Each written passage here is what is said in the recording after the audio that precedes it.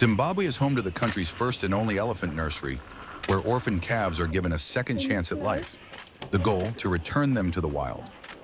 DRM News takes a closer look at how this unique facility is transforming the future of rescued elephants. On the outskirts of Harare, tiny elephant trunks wrap tightly around milk bottles. These orphaned calves, rescued from across Zimbabwe, are cared for around the clock by dedicated handlers. There's not a lot of information about how to feed elephant babies. They're very, very difficult to hand raise. And every single one is different, which is really interesting because, you know, if you're dealing with a kudu or a giraffe or even a rhino, there's formulas available, and normally one formula will fit all the animals, but with elephants it's not like that. It's completely... Founded in 2014, the Wild is Life Sanctuary set out to prove elephants could be rescued and rewilded. The path was far from easy. I'd been doing a huge amount of research and working with parks, trying to get the project off the ground.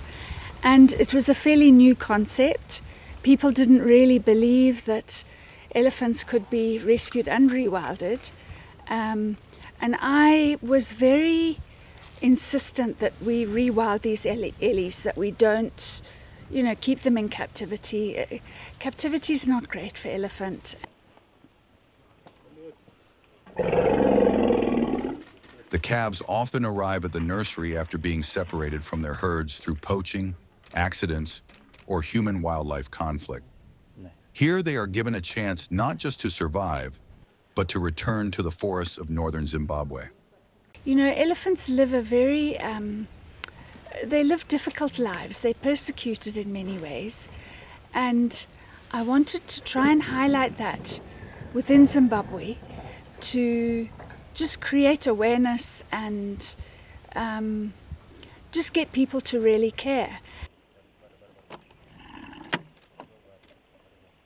Much of the hands-on care falls to experienced handlers like January Gweshe, who has been with the sanctuary for 2 decades.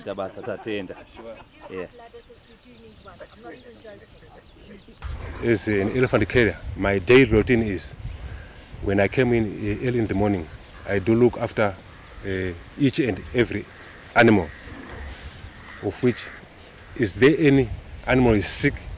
If there is an animal is sick, I will do report to the owner of the World is Life. And then after that, if there is no any problem, we took them out to the bush and they will graze, and later on they will come in for their bed and to feed them. At around 3 years old, the young elephants are relocated to the Panda Masuie Forest Reserve near Victoria Falls. There, in a protected environment, they learn survival skills and gradually integrate with wild herds in the vast KAZA Zambezi Trans-Frontier Conservation Area.